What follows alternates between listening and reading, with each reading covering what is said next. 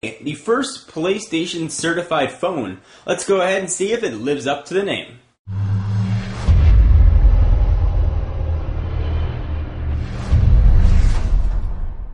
So the Xperia Play is an Android-powered phone with an emphasis on gaming, quite obviously because it's PlayStation certified. This is going to be an unboxing and a very short thumbs on. This is sent to us from the folks at clove.co.uk and it's available now. You can get a version with AT&T 3G bands or North American 3G bands, and there's a version with some European 3G bands as well, so be sure to check to find out which one is going to be best for you. Let's go ahead and unbox this guy. I have actually not seen one of these in person yet. So here's the front of the box, there's the device, and there's pictures of the device going over some specs, but of course we're going to cover those. Every time I think of this phone, I think of that creepy Android commercial that Sony ran where they took off the Android guy's thumbs and put on human thumbs. Super creepy. Alright, so here is the Xperia Play. On first blush, it looks like a pretty standard Android phone. Feels very light. I'm guessing the battery's not in there.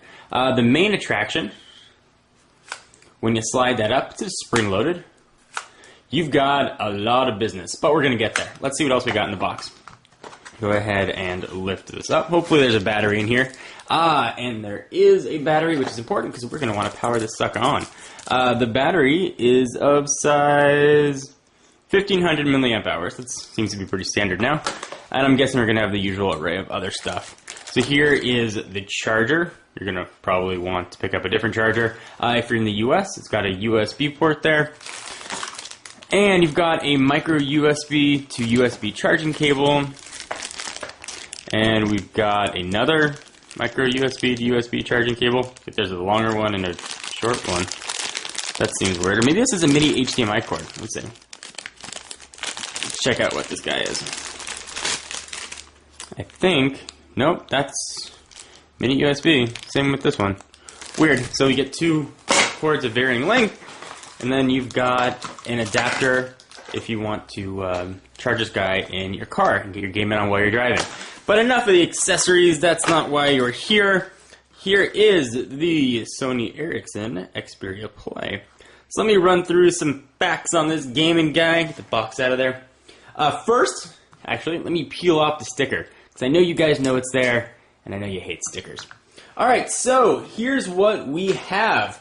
We've got a 4-inch TFT display with a resolution of 480 by 854. This is running a Scorpion ARM chip with a clock speed of 1 gigahertz. Supposedly relatively quick. 512 megabytes of RAM and ROM. It's got an Adreno GPU graphics processor. Of course, you want to get some extra processing power for those games you're going to be playing.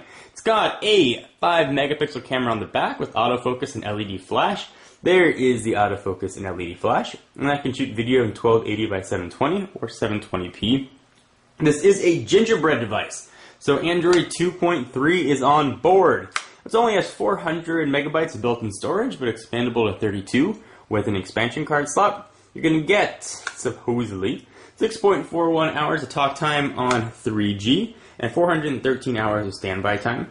Not the lightest phone in the world, collecting in about 175 grams. Alright, so I am going to plop in the battery. Let's go ahead and see what this guy looks like. Alright, so we got this plastic back taken off. Took a little bit of prying. We're going to go ahead and pop in the battery. My guy came with a 16 gig card in there.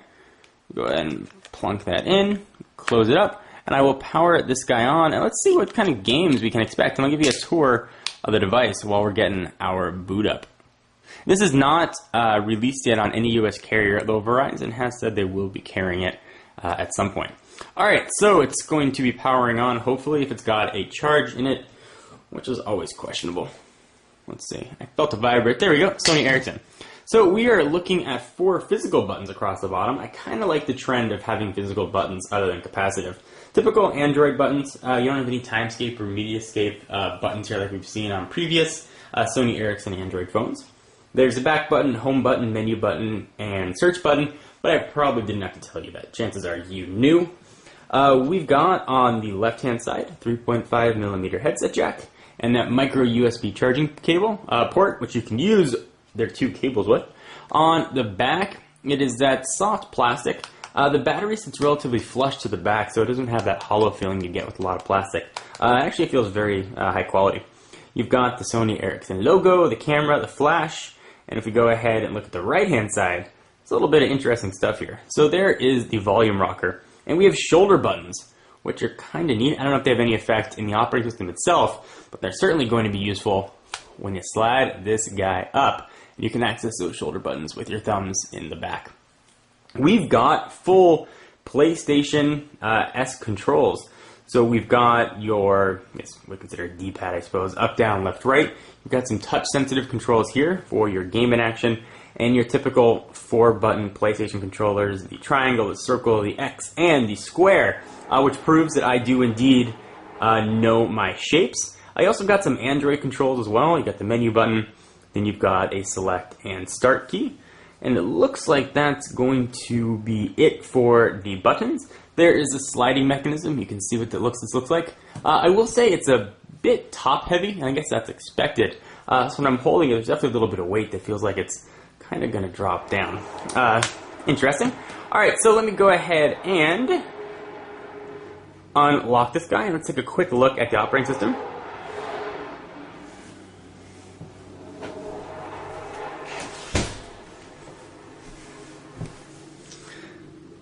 And if you hear some noise in the background as I'm filming, I apologize. There's construction. It's been going on all day, and I didn't want to wait to get this video out, 'cause I don't know when they're going to stop. So, English, US. Go ahead and hit next. You only have to do the setup presumably once. I don't have a SIM card in there. Let's see if it's going to let me into the operating system. And it looks like it will. And we've got sort of Sony Ericsson's custom interface here. Timescape and Mediascape are gone. We just have now a skin. Let's go ahead and look at the settings just to check out that this is indeed some gingerbread action. So let's see if we go to the bottom. Yep, you do get that sort of white color that shows up. Depends on what carrier or what manufacturer, what color is that going to be. Let's go to About Phone. It's always nice to see phones that are shipping with gingerbread. So model number 2.3.2. So boom, we got some gingerbread action. But mostly what I want to see are the games that are going to be in here. And how the controller is going to work. So we'll do this for the first time, and let's take a look at what our options are. So here's what it's going to ship with: Market, PlayStation Now, or Play Now. We've got Crash Bandicoot and the PlayStation Pocket. Let's go ahead and jump right into Crash Bandicoot, and I'll do a future video on the PlayStation Pocket. I just want to see how these controls work and what the graphics look like. No content was found on the SD card. Check the SD card and try the content again. I gotta download it. Alright, so I'm going to connect this to the internet, I'll download it, and I'll come right back. Alright, so I've got the game downloaded. I had a bit of difficulty connecting the device to my Wi-Fi network. Took several tries, even though the password is inputted properly.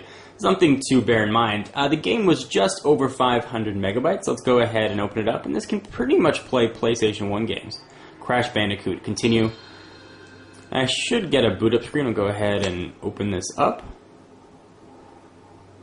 And let's see what happens. This is the first time actually playing this game. Looks like nothing happens. There we go. Unauthorized reproduction in any manner. Sony Entertainment Europe. And I'll do a full tour of the PlayStation Store on here and the whole device. I just wanted to see what a game looked like very quickly and see how the gameplay was just on first blush. And this is very, very, very much a first impression thumbs on because I have never turned this on before. So, Naughty Dog. The dog must have peed on the floor. There is the naughty dog. It looks naughty. Alright. Come on, I want to get my Crash Bandicoot on. So there's what the graphics look like. It's nothing unbelievable. Go ahead and hit start. Although I will say the speakers are really loud on this. The audio quality is pretty good.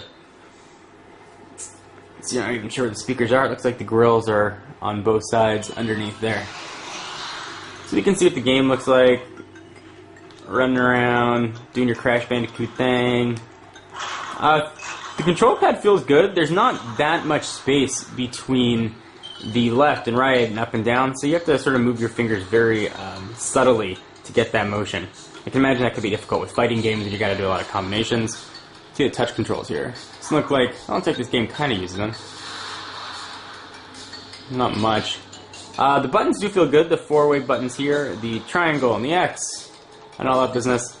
First blush, very impressive. Not sure why it's not taking up the full screen here. Seems a little bit weird. Can you zoom that in or make it bigger?